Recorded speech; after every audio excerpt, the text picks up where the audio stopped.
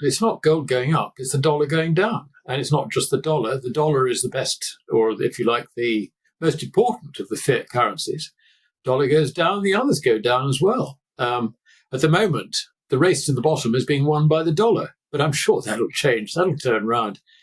So I think that's the way to look at it. So any fall in the price of gold, in other words, rise in the value of the dollar relative to gold, I think is severely limited. I wouldn't rule out a bit of volatility in the price. They're trying to get gold down, sort of trying to get a positive spin for the dollar. Just don't buy it. I mean, it's complete nonsense. What is going to change? Nothing. And furthermore, the dollar is in a debt trap, and that debt trap is being sprung shut, and there is no escape. Well, there is an escape, but politically it's completely implausible. The idea that you cut spending. We've got a spendthrift president. His business background is real estate. What does he want as a real estate guy? He wants lower interest rates. He'd quite like a lower dollar because that would suck in the tourists, or whatever the argument is. So he turns around and tells Powell, get those rates down. We want to see the dollar lower. This is real estate man talking. And his big, beautiful bill, another God knows how many trillion of dollars. And that's probably a base figure, actually, rather than the end figure anyway. So, he's just destroying the currency. And not only that, but the tariffs undoubtedly are putting the world into recession.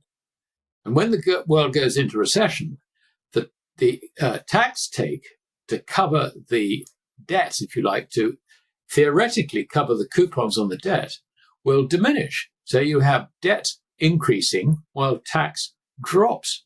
That is a debt trap. You can't finance the debt. And they're already having problems rolling it over. So I think that's where we are. Where we are.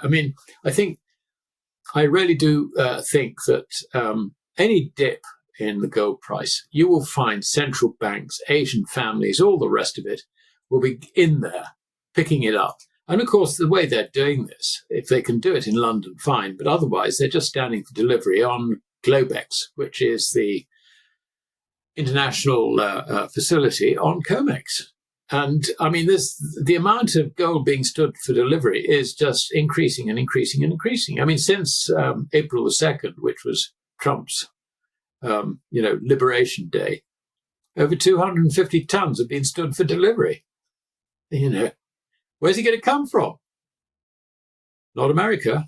Gold. It's not gold going up, it's the dollar going down. And it's not just the dollar. The dollar is the best, or if you like, the most important of the fiat currencies. Dollar goes down, the others go down as well. At the moment, the race to the bottom is being won by the dollar, but I'm sure that'll change. That'll turn around.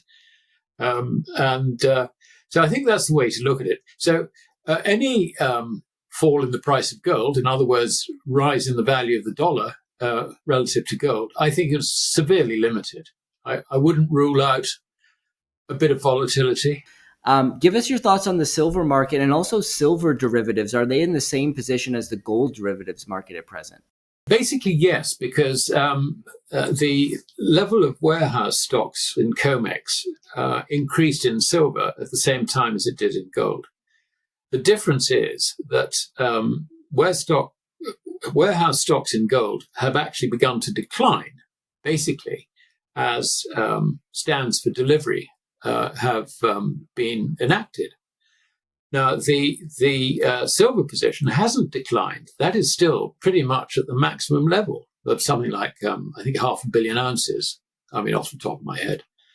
And that is interesting. In other words, I think what the new owners of silver are doing, having stood for delivery, is that so far they've been leaving it in the COMEX warehouse system. Now, having said that, we don't actually know this for certain. It could be that silver is still going into the COMEX system. There's a delay in getting silver through, let's face it. So, there could well be some silver still going into the warehouse system, even though the premiums on the futures are no longer really there. So that could be holding it up as, and covering, if you like, any withdrawals. But I think from the point of view of the new owners of silver, they're probably in less of a hurry to take it out of the vaults than new owners of gold bullion. And I think that might be part of the explanation. Silver is interesting because as people gradually realize that the dollar is going down and other fiat currencies are going down with it, we're coming to the end of the fiat currency era after, 53 years. As they gradually realize that, I think they will also realize that a gold-silver ratio of 90, which it is roughly, is completely ridiculous. There is no premium, if you like, for its monetary use or its monetary qualities in the price. And not only that, but this is a background of 5-6 years of supply deficit, only matched, according to the Silvers Institute, by, if you like, sales or liquidity coming out of investment stocks. So, and also the industrial use of silver is just expanding and expanding and expanding, particularly with photovoltaic cells. I mean, they are everywhere now, absolutely everywhere. And China, of course, makes something like 90% of them. India wants to get in on that act. So you can see that the demand for silver on an industrial scale is enormous and growing. And I'm sure that higher silver prices, as far as the photovoltaic cell industry is concerned, will basically make them use silver more efficiently, if you like. So I don't see price really being a hurdle to them. Technically, it also looks very, very good. So, the chartists among your viewers, get out the chart, have a look at how the silver is performing relative to the moving averages. It's come out of a fairly long period of consolidation and is ready to rocket. And I think, I think it's as simple as that. It's also, for people who feel they've missed gold, which is, if you like, an indication of their lack of understanding of what's going on. But if they want to get onto the gold bull market, then silver is a cheap way in. 90 ounces to one of gold.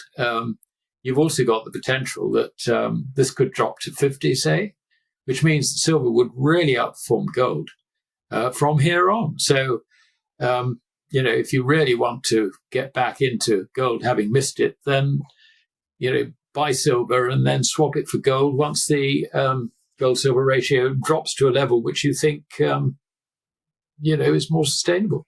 I think the first thing that I would need to have is the mandate to do it. And basically, this is interesting because Milei that's his name, Milei in Argentina, has managed to get a mandate to do something. Now, whether it's enough or not, time will tell. But he has, I think, taken the mandate. And it's been very interesting because fighting the establishment, he's done the right thing. The establishment just hated the thought that Milei would swing his chainsaw and all the rest of it. Because, they're losing power, they're losing jobs, they're losing, if you're a bureaucrat, you're not used to this. And particularly in Argentina, not only you're not used to it, but, you get not just your salary out of it, but there are all sorts of other perks as well. You're going to lose all that. So I can imagine that Milei sits down with, let's say, the leaders of various ministries, and he says, right, this is what I'm going to do. Bang, bang, bang, bang. And if you don't like it, let's have another election. We'll put it to the people. Now, the permanent staff know that if there's another election, he'll be backed even more. But this is something you have to do the moment you get in. Now, there is no political mandate in this country or in America or indeed around Europe to take the necessary action to move states away from state dependency. We're not just talking about welfare, we're talking about dependency in all sorts of other areas as well. You mentioned infrastructure. There is a case for government to maintain infrastructure and possibly improve it where necessary. but it's a wasteful way of doing it. I mean, I've seen. I remember in Grenada in the Caribbean, seeing a bridge which had been built by government money. Now, not Grenadian government money, but one of these multinationals, World Bank